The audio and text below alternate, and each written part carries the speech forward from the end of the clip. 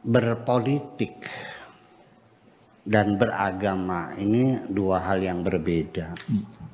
Dulu Kanjeng Nabi dia beragama dan berpolitik. Dia memimpin sholat, tapi juga dia bisa ketok palu maju perang, menentukan damai, menentukan pajak, itu urusan politik, itu Nabi yang pegang di satu tangan. Ya kan?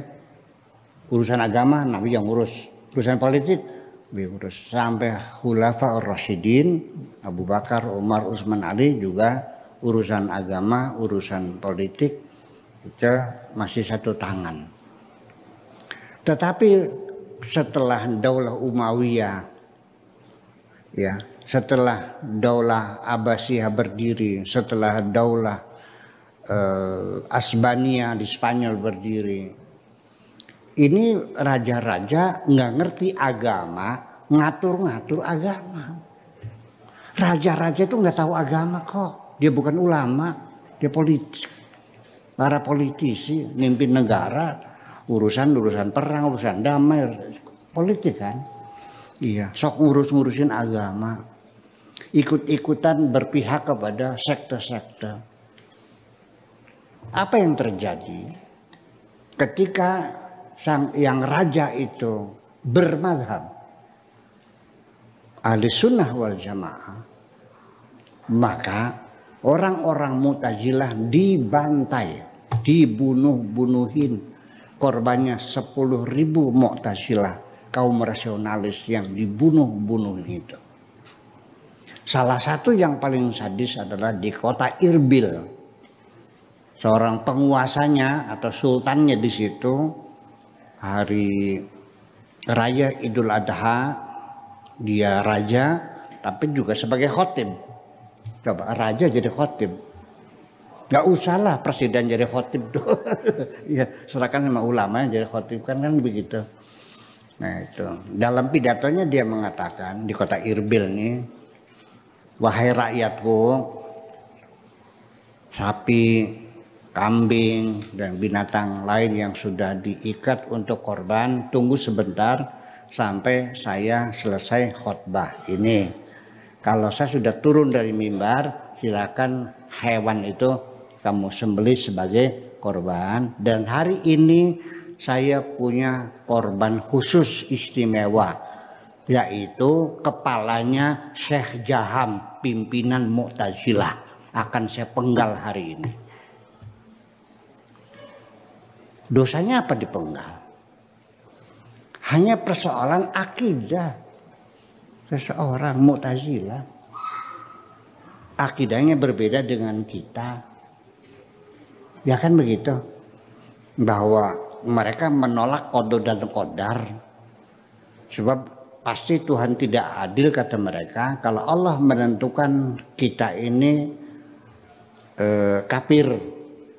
Allah menyuruh kita beriman, kan nggak mungkin.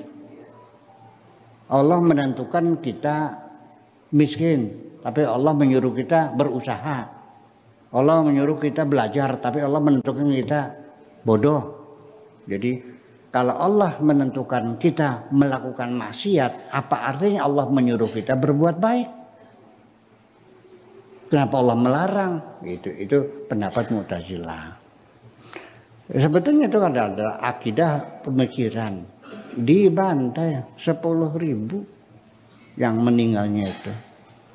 Nah sebaliknya ketika raja-rajanya bermadhab Mu'tazilah, orang-orang ahli sunnah wal jamaah dibantai juga.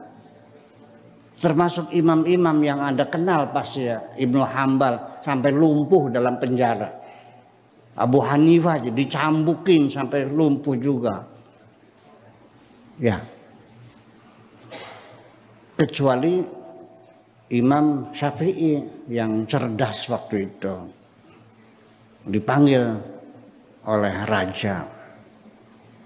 Imam Syafi'i, menurut kamu Al-Quran itu makhluk atau bukan makhluk?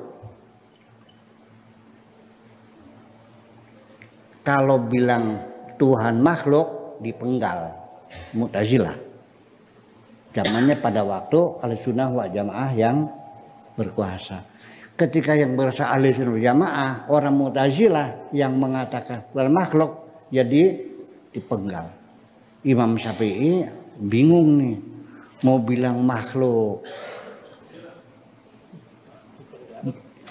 Bukan, kalau bilang makhluknya sampai dengan Mu'tazilah selamat. Tapi dipenggal oleh selamat di mata manusia, tapi tidak selamat di mata Allah. Tanggung jawabnya gimana di akhiratnya? Kalau dibilang Quran itu bukan makhluk, bisa dipenggal oleh Raja Mu'tazilah, oleh Mu'tasim billah. Jadi Imam Syafi'i mengatakan Tuan Raja, sesungguhnya ini Al-Quran, Taurat, Zabur, Injil, ini adalah semuanya makhluk. Ini semuanya selamat enggak? Selamat. Dengan kiat-kiat seperti itu.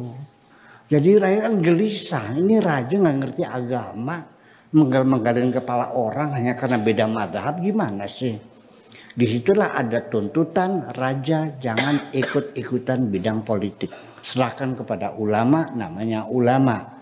Para raja namanya umaro. Yang penting ulama dan umaro seimbang, sama-sama mengontrol. Kan begitu. Betul enggak? Jadi sekulerisme itu pemisahan. Ulama umaro bukan sekarang, kok dari dulu. Kok kenapa kamu marah-marah? Ya sudah, nah nanti bagaimana caranya para ulama tidak berpolitik juga sulit dihindari karena bagaimanapun pilihan politik ada dalam diri kita, betul nggak? Soalnya cara presiden A sama B, nggak mungkin ada mengatakan semuanya sama, enggak dong, jujur aja. Pasti ada hati kita mengatakan ini lebih bagus dari ini, kan begitu masalahnya. Yang penting ulama nggak usah ikut mengkampanyekan siapa calonnya, paham nggak kira-kira? Dan jangan minta duit sama mereka dong. Jangan mendukung-dukung nanti biar dapat proyek, bisa jadi menteri. Saya hanya minta jangan agama jangan digunakan sebagai kedok untuk mendapatkan kekuasaan. Itu saja menurut saya. Berpolitik silakan, enggak salah. Ya kan? Sebab ketika agama dipakai alat politik, kalau kamu menang, dapat duit, kamu makan sendiri. Kalau ditangkap KPK, Islamnya rusak juga. Betul nggak? Dapat perong nggak agama Islamnya? Perong nggak? Perong. Iya, tahu perong tuh. Iya, gimana? Masa pimpinan partai politik Islam kok korupsi sih? Kebawa jelek nggak Islamnya? Kalau sedang kaya dimakan sendiri kan?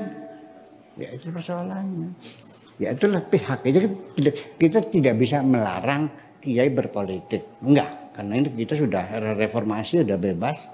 Cuman kalau ingin berdakwah, membela agama Islam, jauhkanlah dari hal-hal yang semacam itu. Sudah murni saja, ngurusin madrasah, ngurusin pesantren, politik masih ke pribadi seseorang, ya kan begitu. Yang penting kita tidak mengejar proyek, tidak mengejar jabatan, kursi, kekuasaan. Ya, proses demokrasi kita aktif, ya pilih sana pilih ini silahkan. Tapi yang penting kita jangan mencari untung dari kegiatan politik itu.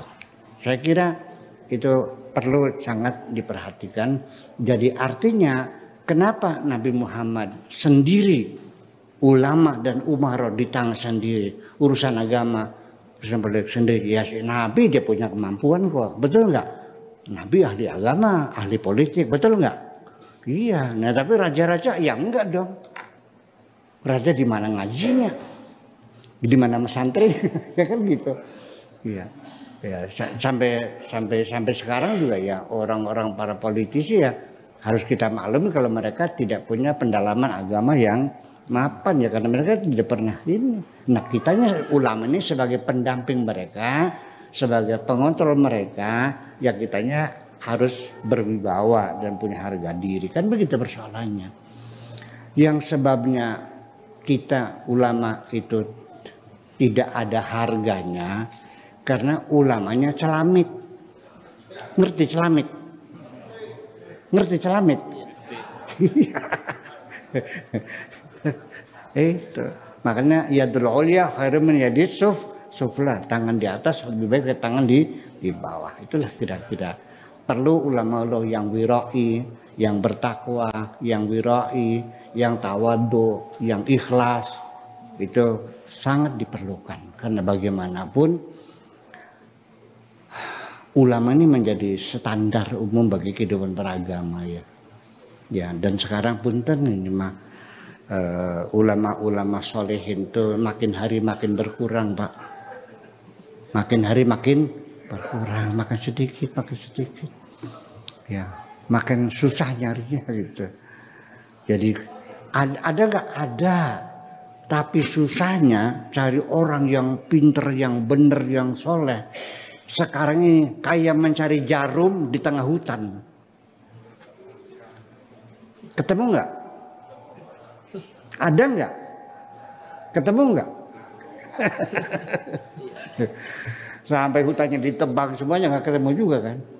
Iya, itu seperti itu semakin sulitnya seperti mencari jarum di tengah hutan. Mudah-mudahan saja dengan silaturahmi antara kita semacam ini juga akan mengingatkan kembali kita ke jalan yang sebenarnya. Itu. Terima kasih, kita aja kira-kira.